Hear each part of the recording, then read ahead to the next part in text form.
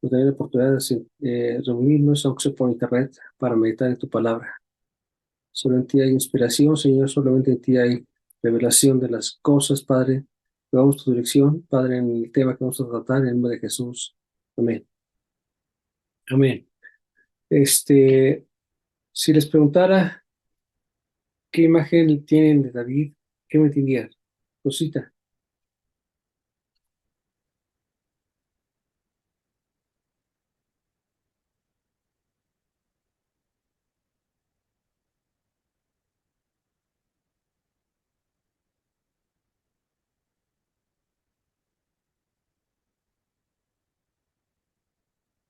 Ok, gracias. Eh, for you. Ah, es Ana. Pero Ana no sabe mucho. Ve- eh, Yolanda, dime una opinión que tengas tú de David. ¿De David? David. Bueno, No, ¿qué te imaginas? ¿Qué te viene a la mente? un hombre que amaba a Dios, que tenía un corazón conforme a Dios, pero era hombre y tenía errores también. Ok, Mario. Con una onda pegándole a Goliat. Ok, Vero. Pues un hombre con una profunda amistad con Dios, porque lo conocía mucho. Dani. Dani. Una persona muy fuerte, cercana a Dios. Perdón. Una persona fuerte, cercana a Dios. Una puerta. Ok. Sandra.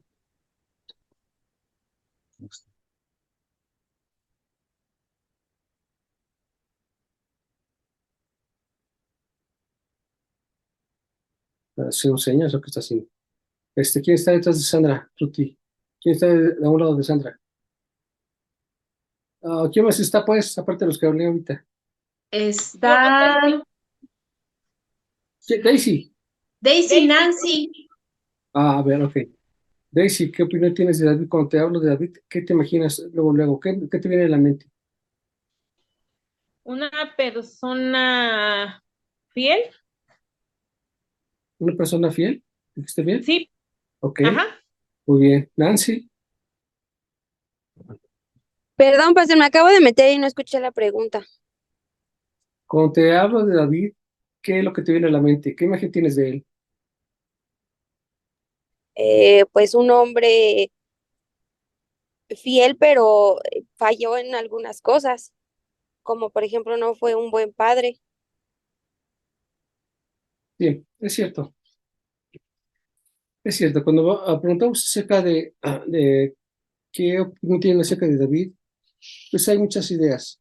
Un niño cuidando a las ovejas, componiendo canciones, cantando canciones a Jehová, un adolescente enfrentando a Goliat con gran valor, una persona joven siendo perseguido por Saúl por todo Israel, una persona que tuvo una gran amistad con Jonatán, eh, una persona que siguió la guianza y consejo del profeta Samuel, tuvo oportunidad de matar a Saúl en varias ocasiones y no lo mató, un hombre que fue coronado como rey y unificó bueno, mantuvo unido al reino, tuvo a Israel unido. Hablamos también de David, de las mujeres que tuvo dentro de Jerusalén y fuera de Jerusalén, junto con una barbaridad de hijos. Cuando hablamos de David, muchos dirían, bueno, también fornicó con Betsabé, mató a Urías y el niño pereció. Habrá una larga lista de muchas cosas porque es un personaje que es ampliamente conocido. O sea, hizo muchas cosas y aparecen en la Biblia. Está una lista de éxitos, pero también está una lista de fracasos, de situaciones que no fueron adecuadas. Así tenemos un ejemplo, pero también un mal ejemplo. Es un ejemplo bueno, pero un mal ejemplo también de la misma persona. Este, a pesar de las buenas y malas acciones, a pesar de esto, Dios lo escogió porque tenía un corazón conforme al corazón de Dios. Esto me ha dado vuelta. Ya hace no mucho hablé sobre este tema también. También me tocó pensar y estuve meditando y sigo todavía, me sigue dando vueltas en la cabeza. ¿Por qué es que Dios dijo que tenía un corazón como a Dios? Sí, un hombre que, desde mi punto de vista, pues hizo cosas importantes, pero también pecó. ¿Qué es lo que lo hizo que fuera, o que Dios dijera de él, que era un hombre conforme al corazón de Dios, a tal grado que aparece en la lista de los grandes héroes de la Biblia de Hebreos, aparece como uno de los principales, y además se habla de que del linaje de él nacería Jesucristo? Entonces, ¿qué es lo que tanto tenía David para que fuera considerado como alguien que tuviese el corazón de Dios? Esto es impresionante. Sí, eso, vamos, a ver que bueno, me puse a meter un poco y buscar qué hizo, pues, por qué era así, cómo podría yo tener un corazón como David. O sea, ¿qué es lo que él hizo? Porque no nació así, o sea, nació como todos, igual que todos. Pero ¿cómo fue que se enamoró tanto de Dios como para poder hacer todas estas cosas tan maravillosas que lo vemos a través de los salmos, por ejemplo, a través de las historias que pasa, de las batallas que tuvo, de la forma en que lideró el pueblo? Esto lleva mucho, habla mucho de David, un joven fuerte, pero también de un tremendo valor. O sea, era muy, muy valiente. En varias ocasiones tuvo que pelear con ejércitos que eran mucho mayores él tenía, y no se rajó, simplemente adelante y peleó y ganó. Dios le dio la victoria. ¿Cómo es posible que tuviera tanto coraje para hacer tantas cosas? ¿Cómo es que alguien le hubiera hablado tanto con Dios a través del profeta? Que le dijera cosas tan increíbles, que fue ungido desde pequeño y tuvo que esperar 30 años para ser coronado como rey. Y después de que tenía todo el éxito adelante o todo ganado, ¡paz! Fracasa. Y fracasa rotundamente y empieza a ver una situación terrible. Sin embargo, y a pesar de esto, no se le quitó el privilegio de tener el corazón conforme al corazón de Dios. Esto nos hace meditar. ¿Qué es lo que le hizo tener así? Bueno, ¿qué es lo que tenía David? Tenía una fe inalterable. Una persona que a pesar de las dificultades, a pesar de las vicisitudes, no perdió la fe. A pesar de que la gente se le volteaba, él regresó de una batalla contra los filisteos, y cuando regresó, habían en el campamento filisteo, ya se habían llevado a su esposa y a todos, habían llevado sus ganados, habían despojado la tienda donde él estaba, y dice que la gente, sus propios guerreros, hablaban de apedrearlo y de regresar a Jerusalén. Sin embargo, dice que se fortaleció en el Señor y fue a buscar a los que se habían llevado, a las mujeres y al ganado, y los recuperó. Una tremenda valentía, un tremendo corazón, una capacidad impresionante de fe para poder hacer cosas siempre con la gracia de Dios, y eso es increíble. Otra de las cosas que vemos con David es que era increíblemente también misericordioso. Cuando él estaba huyendo, Saúl salió una persona para gritarle cosas y aventarle pedradas y decirle majaderías, y cuando las cosas cambiaron, él fue a pedirle perdón, él lo perdonó. Tiene un corazón misericordioso, tiene un corazón compasivo, sabía manejar las cosas que no le gustaban sin llegar a un conflicto más fuerte. Claramente no sabemos bien que no fue perfecto, porque cuando hablamos de David, luego nos vienen a la mente muchas cosas. Pero hay algo que es extraordinario en la vida de David, que él reconoció sus pecados. Eso hace una enorme diferencia. Muchas personas cometieron pecados y fueron sorprendidos, y pues bueno, pues ya ni modo, me cacharon, dirían, me cacharon. Pero aquí vemos a un David que, cuando se encontró exhibido por sus pecados, realmente se condolió de lo que ella había hecho. Se puso de rodillas, pidió perdón, se ponía en cilicio, suplicaba a Dios, y cuando cantaba o cuando escribía, cantaba con mucho dolor y escribía con mucho dolor, pidiendo al Señor perdón por lo que había hecho, porque realmente sentía que había fallado. Y algo que nos deja ver también, por las fallas que él tuvo, que los pecados que cometió no los repitió otra vez. No es como la clase de personas que se comete pecado, se arrepiente y a la semana siguiente repite el pecado. Y pide perdón, y llora, pero a la semana siguiente o 2 semanas después vuelve a cometer el pecado. Pues David no fue así. Cometió el error, aprendió la lección, pero no lo volvió a repetir. Cometió después otro error diferente, fue llamado a la atención, tuvo que pagar la consecuencia, pero no volvió a cometer otra vez el mismo pecado. Entonces vemos que el arrepentimiento de David fue genuino porque no repitió lo mismo que las veces anteriores. Eso hace de David una persona que tenía el corazón conforme a Dios porque su arrepentimiento fue genuino. ¿Cuántas veces no hemos perdido perdón o nos han pedido perdón nosotros y al rato vuelve otra vez a ocurrir lo mismo otra vez, vez tras vez, tras vez, tras vez, tras vez, tras vez? Dios perdonó sus pecados. ¿Por qué? Porque vio un corazón arrepentido. Muchas personas pedimos perdón a Dios por los pecados que cometimos, pero muchas veces no fue de corazón. Y entonces Dios no perdonó, porque no se trata de pedir perdón y ya.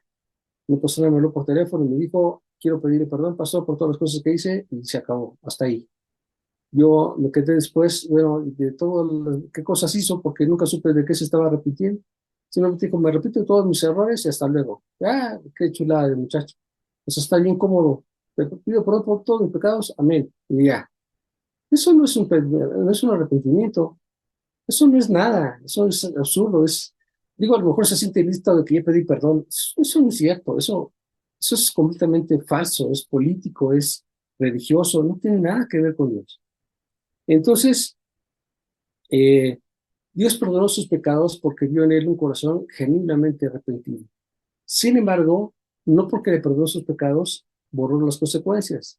A David le persiguieron todos los errores y los tuvo que pagar muy caro. ¿Por qué razón? Porque era el rey de Israel. Entonces, el pecado o la consecuencia es más grave porque a quien más se le da, más se le exige. Entonces, él demuestra que tuvo una enorme voluntad para cambiar y realmente hizo cambios. Segunda parte de la etapa de la vida de David, lo vemos como que ya está medroso, temeroso de ciertas cosas. ¿Por qué? Porque ya antes había cometido errores y no los quería volver a cometer. Ya tenía miedo de hacer cosas, ya le tenía tiempo, no, le medía para hablarle a sus hijos, con quienes efectivamente no lo supo guiar. Tampoco ya tuvo mucha fuerza para llamaros a atención por temor a que se equivocara y provocara una cosa peor. Entonces, David fue perdiendo poco a poco algunas virtudes que había ganado antes, pero era una persona que tenía un corazón integral. Los salmos nos muestran su dolor por haber pecado. Sus oraciones de súplica piden a Dios que no se aleje de Dios. Él dice, no me alejes de ti, Señor. Él le pide perdón y le suplica que el Espíritu Santo que le fue dado no se vaya. Él sentía que cuando había pecado, que si el Espíritu se iba y decía, no quites de mí tu Santo Espíritu, porque lo que él demuestra aquí es que realmente amaba a Dios. Esto es otra de los puntos que tenemos que anotar. Tenemos que tener una fe, era misericordioso, pero que se arrepentía y que era genuino, pero vemos que realmente amaba a Dios. Él lloraba, Señor, no quites de mí tu Santo Espíritu, no quites de mí tu Santo Espíritu. Él prefería la muerte a estar alejado de la presencia de Dios. Esto muestra un verdadero amor por Dios. David conquistó Jebús. ¿Qué es Jebús? Lo que es Jerusalén. Antes era Jebús. Y él lo conquistó para Dios e hizo arreglos, un lugar para el arca de Dios y le preparó una tienda. Él decía, este es el lugar que preparó, donde está ahora pues la tienda, el arca del pacto, bueno, donde estaba el arca del pacto. Y él tenía en todo su corazón que estuviera en el centro de Jerusalén. Sin embargo, ustedes saben muy bien, mandó traer el arca y la subió en una carroza equivocadamente. Esto le costó pues la vida de una persona. Murió porque no hizo las cosas de forma adecuada. Él tenía un corazón para hacer las cosas, pero no le faltó sabiduría, le faltó conocimiento, le faltó preguntar. Él hizo las cosas en su corazón porque tenía ganas de hacerlo. Sin embargo, esto le costó la muerte a alguno y le dolió mucho haber fallado. Ese intento por llevar el arca en una carreta y no con los sacerdotes que tenían que ser llevados, y además el arca no lo pueden tocar. Recuerden que tenía en la parte inferior unas varas que tenía que cargarlas ahí y solamente a través de las varas, porque no podía tocar directamente el arca del pacto con nada. Entonces los sacerdotes metían las varas y subían entre los cuatro el arca y la iban llevando, por supuesto, descalzos, y sobre los hombros. Pero aquí David cometió el error de subirle una carreta y llevarlo, y cuando se estaba cayendo, pues alguien quiso detenerlo, y ahí le costó la vida. Entonces, David tenía el corazón de hacer las cosas, pero a pesar de que intentó hacer las cosas de una forma y le fallaron, su corazón para con Dios no se desanimó. O sea, dijo, y le dolió en su corazón haber fallado. Pero ¿qué fue lo que hizo? Corrigió el camino y preguntó a los sacerdotes, ¿por qué pasó esto? Es que la arca no se lleva así. Para empezar, no son cualquiera, tiene que ser los sacerdotes, tiene que ser llevado a través de las varas, tiene que ver un protocolo para hacer las cosas y tienen que estar en santidad. Los sacerdotes tienen que estar santos, en santidad tienen que estar purificados. Entonces, él vuelve a intentarlo de nueva cuenta. Y una vez que sí lograron llevar el arca a Jerusalén, pasó algo interesante. Entonces ahora sí vemos nuestra Biblia en Crónicas capítulo 17. Primera de Crónicas, capítulo 17, versículo 1. Primera de Crónicas 17, 1.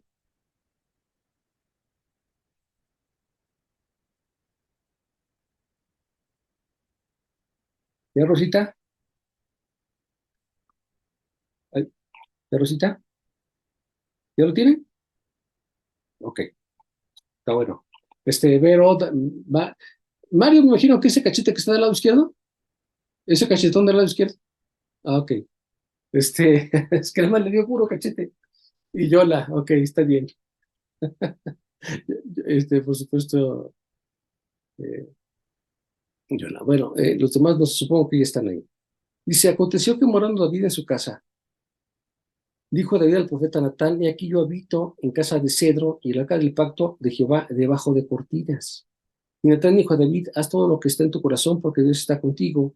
En aquella misma noche vino palabra de Dios a Natán diciendo, ve y di a David mi siervo, así ha dicho Jehová, tú no me edificarás casa en que habite. Y ya viene toda una serie de enseñanzas que vienen ahí de parte de Dios.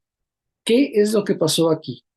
David estaba paseándose en su palacio y estaba viendo la tienda donde estaba el arca del pacto.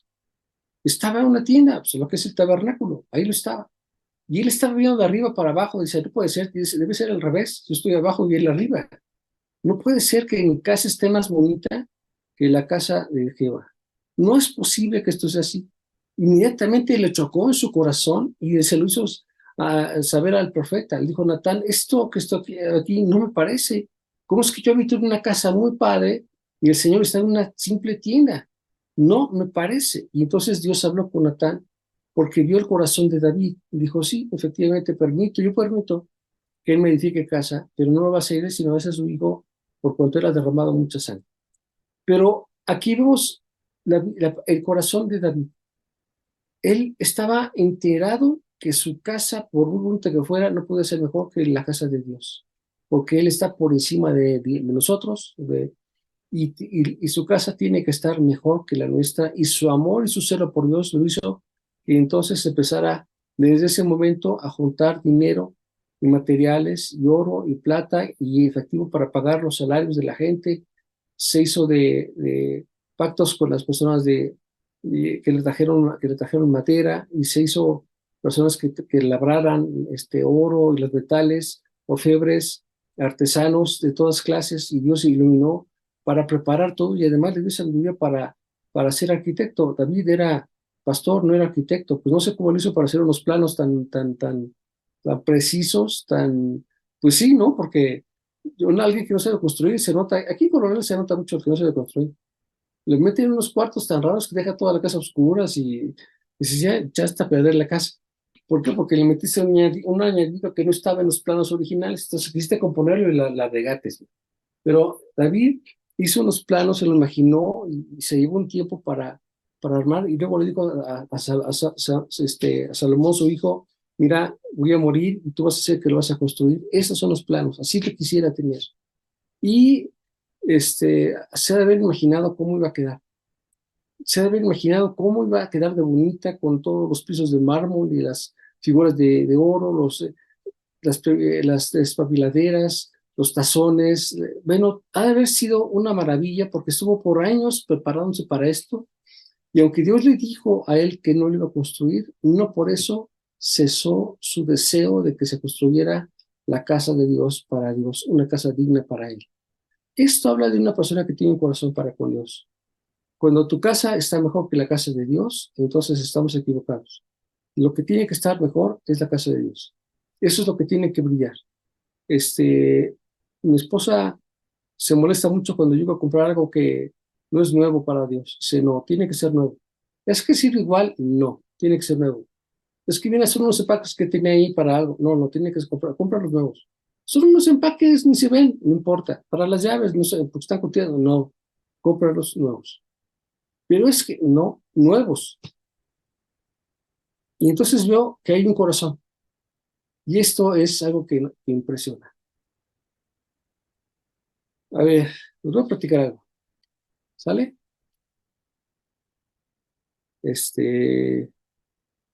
Yo he tenido casi como que paréntesis. ¿Está bien? ¿Está bien? Yo he tenido en mi corazón, he platicado con Dios, y cuando yo leo la Biblia, de las personas que más me impactan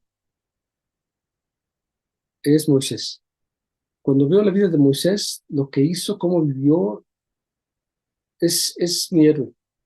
Y yo le he dicho al Señor que quiero llegar al cielo. Si llego al cielo, si Dios me permite llegar al cielo.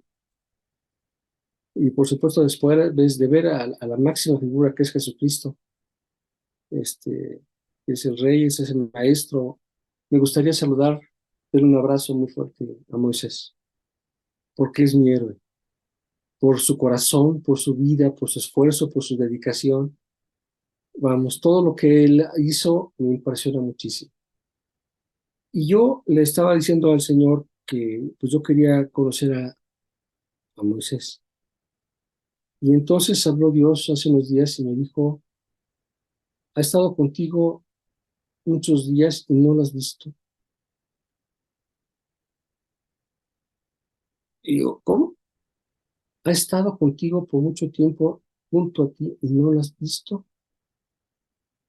Y entonces volteo y a quien veo, ¿saben a quién vi? A Rosita. Esta mujer tiene el corazón de Moisés. ¿Entienden eso? Y quien tiene el corazón de David es esa mujer que está del otro lado. Es Ruth. La que tiene el corazón de David. El mismo sentido, el mismo pasión, las mismas ganas de hacer las cosas. El Señor le dijo a la gente, tanto tiempo estuve contigo y no me has visto.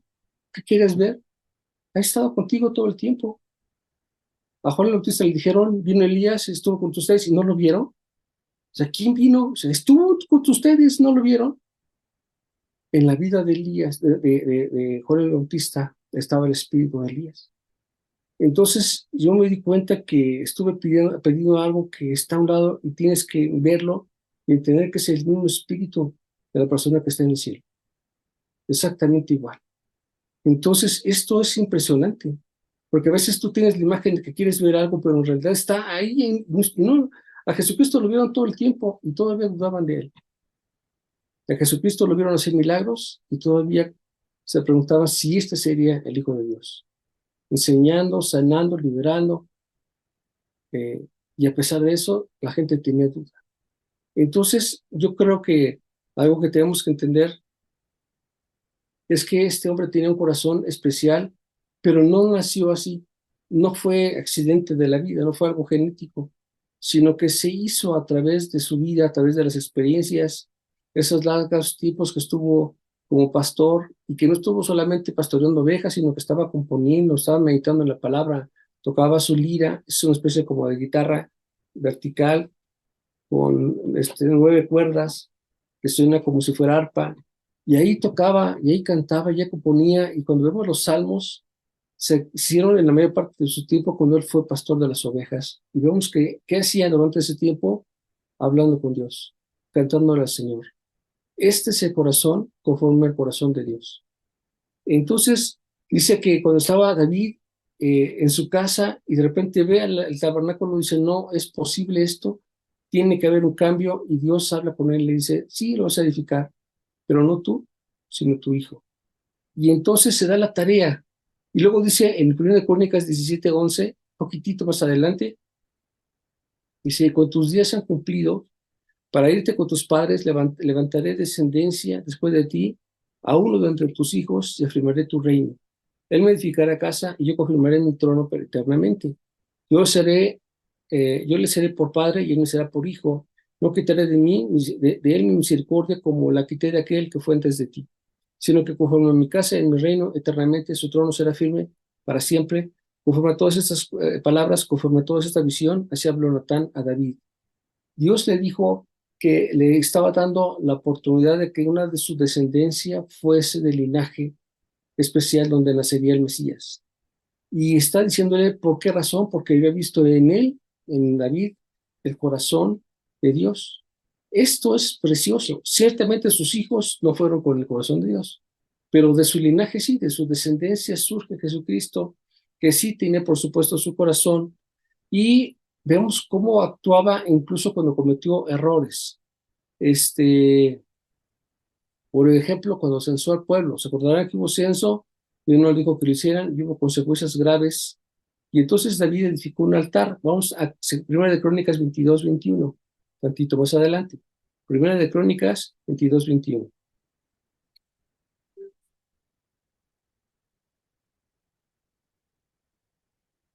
¿Ya? Y viniendo David a Ornán, miró Ornán y vio a David, y saliendo de la era se postró en tierra ante David. Entonces dijo David a Ornán: dame ese lugar de la era para que edifique un altar a Jehová, dámelo por su cabal precio, para que cese la mortandad en el pueblo. Y Ornán respondió a David: tómala para ti, llega mi señor el rey lo que viene parezca. Y aún los bueyes daré para el holocausto, y los trillos para la leña, y trigo para la ofrenda, yo te lo doy todo. Entonces el rey David dijo a Ornán: no, sino que efectivamente lo compraré por justo precio, porque no tomaré para Jehová lo que es tuyo, y sacrificaré el holocausto que no me cueste. Y dijo David a Ornán: para que el precio y le dio, y dio David a Ornán por aquel lugar el precio de 600 ciclos de oro. Edificó allí un altar a Jehová, en el que ofreció holocausto y ofrenda de paz, e invocó a Jehová, a quien respondió por fuego desde los cielos, en el altar del holocausto. David cometió un error. Dios le dijo que iba a venir consecuencias graves, y dijo, él escoge cuál va a ser tu castigo. Le dio 3 opciones, y cuando estaba muriendo el pueblo, dice que entonces él clamó y dijo: Señor, que muera yo y no por el pueblo, porque yo fui el que se equivocó. Y entonces el ángel le dijo que edificara un estandarte para el Señor, un lugar para adorar al Señor, un altar. Y entonces dice que fue a Ornán y le dijo: de ahí quiero que tomes un terreno. Y aunque los terrenos no se vendían, no era propio que se vendieran porque son heredad, le dijo: yo quiero comprarte el terreno. Dijo: te lo doy. Sabiendo quién era David, dice: te lo doy, y todo lo que necesites te lo doy. No me pagues nada, está regalado.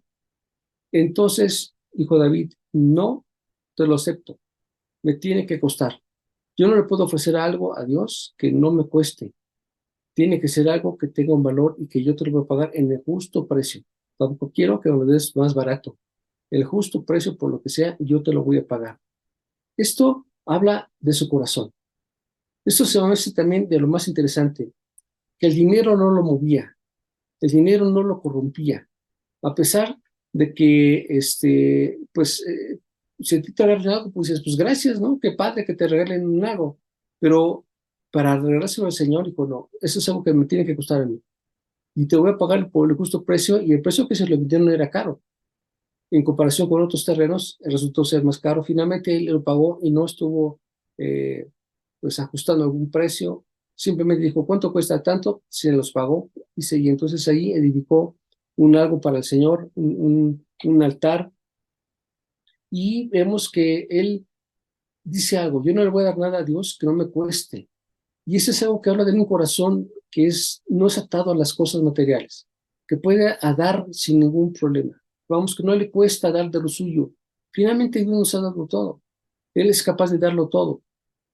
Cuando estábamos, mi esposa y Ruti pasaron por el mercado, la iglesia se hacía entonces en la casa, aquí, y estaban buscando un lugar porque ya no cabíamos aquí. Y entonces puso en el corazón de Ruti que el lugar que estaba ahí sería la casa de Dios. y vinieron muy contentas. ¿Sabes qué? Hemos encontrado el lugar adecuado. Está cerca de la casa, estas son las condiciones. Hay que meterle mucho dinero porque es un lugar de karate, o sea, dan clases de karate, y le faltan muchas cosas. Entonces, yo estaba juntando dinero para pagar la casa. Habíamos juntado peso tras peso por un montón de años. Y entonces digo, ¿pero qué vamos a hacer? Dinero no hay. Dice, sí hay. Antes que nuestra casa, va la casa de Dios. Ay, como que suena fácil decirlo. ¿No lo creen? ¿Tienes dinero para comprar la casa de Dios o para comprar tu casa? ¿Qué haces? Dices, bueno, primero compro la mía, después ya compro la de Dios. No. O una parte y otro como, dice, como en Hechos, ahí vemos que alguien menguó su dinero de su terreno. Dice, de lo que tenemos, de ahí tomamos para pagar la casa de Dios. Y entonces nos dimos a la tarea de contratar a una arquitecta, que luego trajo otros 4 arquitectos, y empezaron a hacer un montón de cosas, uno que es especialista en maderas, otro que es especialista en la parte eléctrica, otro que era, bueno, todo lo que se puso, como usted se acordará, fue completamente nuevo. Las sillas y todo lo que se hizo fue completamente nuevo. ¿Costó trabajo hacerse? Sí, por supuesto que sí. Pero David se llevó años acumulando madera, telas, oro, plata, piedras preciosas, el dinero para pagarles a los constructores, el ingenio para hacer esos planos y compartirlos y mostrarles su corazón para que se hiciera la obra, aun cuando él no lo iba a poder ver. Esto sin duda es un acto de fe. David era un hombre de fe. Sabía él que a pesar de todo su esfuerzo, jamás vería el templo, ni en su inicio ni al final de sus días. Nunca iba a poder ver cuando se inició la obra ni cuando se iba a terminar. Sin embargo, siguió con su ánimo, siguió con el ánimo de motivarlo y vivió soñando con que se vería terminado, y además el impacto que tendría para los judíos y para los extranjeros. Nunca se había hecho algo así, y nunca se levantó algo similar en toda la historia de la humanidad. David vivió todo por amor a Jehová. Por eso es el cimiento de Jesús, quien vivió siendo la voluntad de su Padre. Una persona que tiene corazón para con Dios lo da todo. Tiempo, dinero, esfuerzo, pero principalmente amor. Dios les bendiga. Esa buena noche.